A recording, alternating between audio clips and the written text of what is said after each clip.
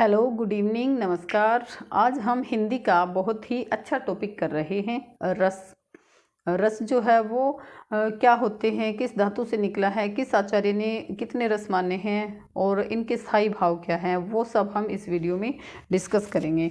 तो अपना टॉपिक है रस। रस का अर्थ होता है आनंद।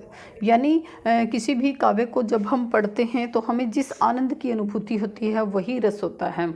जिस प्रकार से हम अगर किसी की लव स्टोरी पढ़ रहे हैं तो हमें श्रृंगार रस पैदा होता है।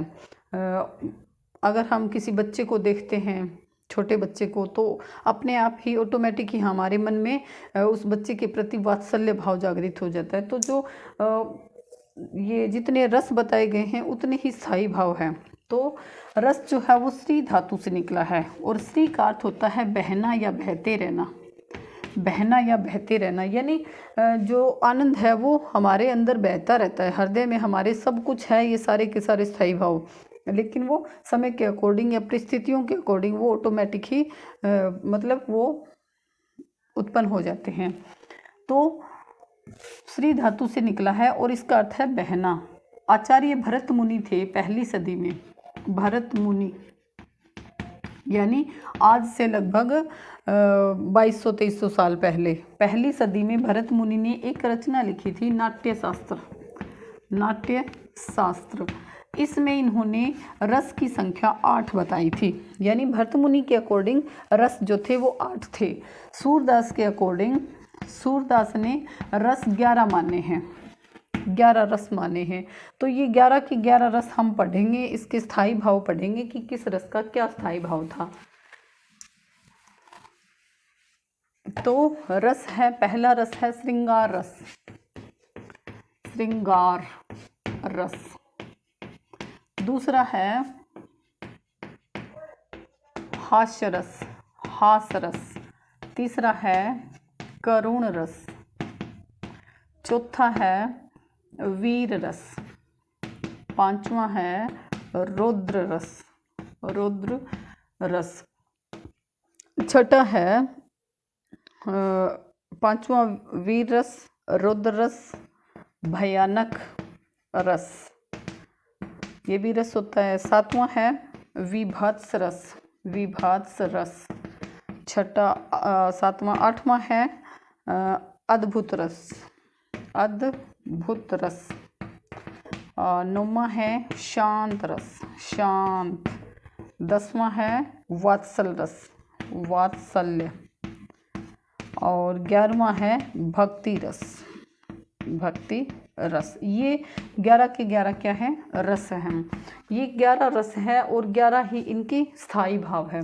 तो पहले हम इनके स्थायी भाव लिख लेते हैं। श्रृंगार रस का स्थायी भाव है, स्थायी भाव यानी हमारे हृदय में जो स्थायी भाव छिपे रहते हैं वो है। श्रृंगार रस का अगर हम कोई काव्य पढ़ते हैं तो हमारे अंदर रति जागृत होती है। हास्य रस जब हम पढ़ते हैं तो हमें हंसी आती है, हास्य। करुण रस का स्थायी भाव होता है शोक। वीर रस का उत्साह। रौद्र का क्रोध, गुस्सा। भयानक का भय। विभत्स का जुगुप्सा, जुगुप्सा, जुगुप्सा। अद्भुत रस का है, अद्भुत का विस्मय या आश्चर्य, आश्चर्य या विस्मय, विस्मय। और शांत रस का होता है निर्वेद, निर्वेद। वात्सल का वात्सल्य, वात्सल्य रस स्थायी भाव। और भक्ति का भगवत, भगवत विषय, विषयक भक्ति भावना। यानी ये जो है स्थायी भाव, ये हमारे अंदर क्या है, स्थायी रूप से निवास करते हैं। जैसे ही हमें जो भी परिस्थितियां दिखती है तो उसी के अकॉर्डिंग हम हमारे अंदर ये जागृत हो जाते हैं। जिस प्रकार से ये श्रृंगार रस है। श्रृंगार रस का अर्थ होता है सजना, श्रृंगार करना। तो जब श्रृंगार रस होता है तब यानी अगर हम किसी की लव स्टोरी पढ़ते हैं श्रृंगार वाली, तो उससे क्या होता है, या कोई ऐसा काव्य पढ़ते हैं जिसमें प्रेमी और प्रेमिका की कहानी लिखी है या फिर उसकी लव स्टोरी दी है, तो हमारे अंदर रति की भावना ऑटोमेटिक ही जागृत हो जाएगी। तो वो श्रृंगार रस होता है। ये श्रृंगार रस है, ये दो प्रकार का होता है। एक तो संयोग श्रृंगार होता है, एक वियोग श्रृंगार होता है। संयोग श्रृंगार में क्या होता है, जो प्रेमी और प्रेमिका है वो आपस में मिलते हैं, मतलब मिलते हुए दिखाई देते हैं, यानी बहुत अच्छा माहौल बना करके जब दिखाया जाता है, जब दोनों मिलते हैं क्या परिस्थितियाँ होती है, कैसा मौसम होता है, सब कुछ दिखाना वो संयोग श्रृंगार में होता है।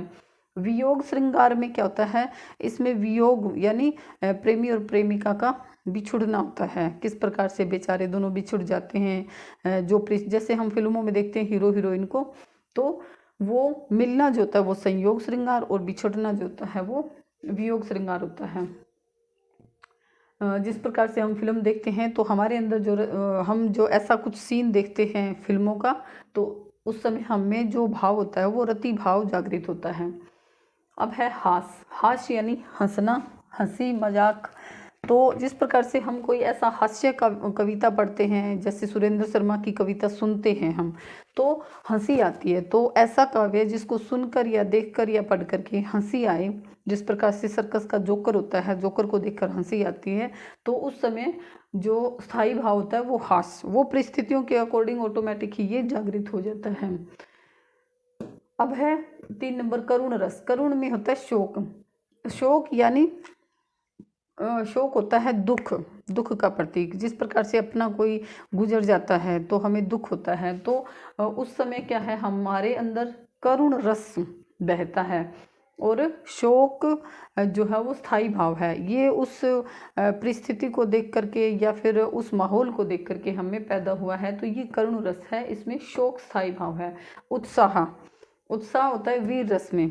वीर रस से संबंधित कोई भी रचनाएं अगर हम सुनते हैं, पढ़ते हैं, तो हमें उत्साह आ जाता है। जैसे हैरुंड गिरे गजझुंड गिरे, कटकट अवनी पर सुंड गिरे, हिम पर हिय विकल वितुंड गिरे, लड़ते लड़ते अरिझुंड गिरे। यानी ऐसा काव्य सुन करके जिससे हमें उत्साह आ जाता है। जैसे एक सुभद्रा कुमारी चौहान की एक वो रचना है, झांसी वाली रानी। खूब लड़ी मर्दानी वह तो झांसी वाली रानी थी, बूंदे ले हर बोलों के मुँह से हमने सुनी कहानी थी। तो ऐसी रचना सुन करके हमें उत्साह भर जाता है, वो वीर रस का उदाहरण होता है। और रौद्र रस वहाँ होता है जहाँ होता है वहाँ क्रोध की भावना, यानी कुछ ऐसी परिस्थितियाँ हम देखते हैं या सुनते हैं या फिर पढ़ते हैं जिससे गुस्से वाली बात हो, और वो परिस्थितियाँ हटते ही गुस्सा भी शांत हो जाता है, तो उसमें रौद्र रस होता है। और रौद्र, ये क्रोध हमारे अंदर भरा पड़ा है, लेकिन वो परिस्थितियाँ उत्पन्न होती है तब वो बाहर निकलता है, एक बार अपना रंग दिखाता है, फिर हम शांत हो जाते हैं। भयानक रस यानी भय, डर, यानी ऐसी परिस्थितियाँ देखना जिससे हमें डर लगे। जैसे रात को 12 बजे पायल की आवाज़ आए, छम छम छम, तो उससे क्या होता है, उस टाइम क्या होता है, उस टाइम तो डर लगता है।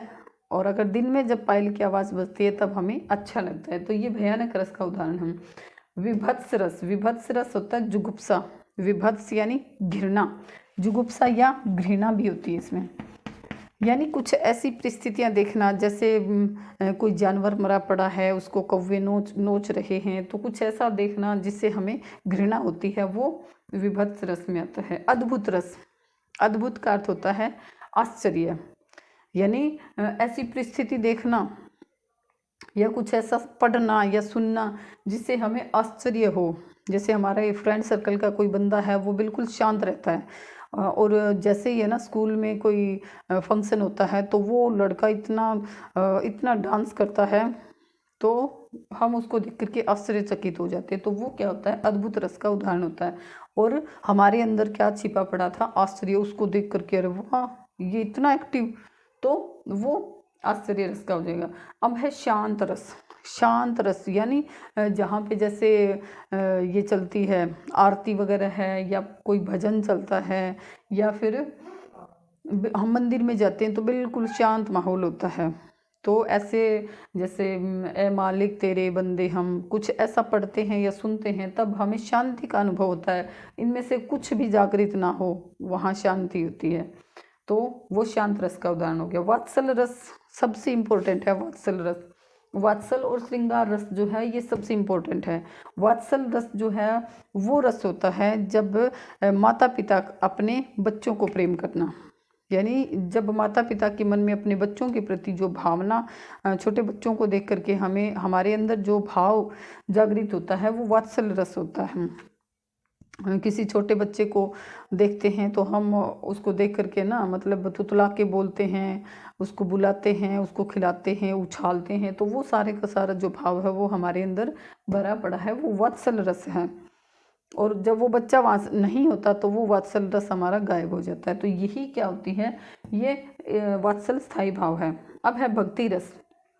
तो जो भक्ति रस है ना ये भगवत विषयक है। जैसे हम सत्संग सुनते हैं, भजन सुनते हैं, जैसे राम जपो राम जपो राम जपो बावरे, या फिर रघुपति राघव राजा राम, मतलब ऐसा कुछ सत्संगी शब्द या भक्ति से संबंधित कुछ सुनते हैं, वो उस समय हमारे अंदर ऑटोमेटिक ही स्थायी भाव है, वो भगवत विषयक स्थायी भाव है।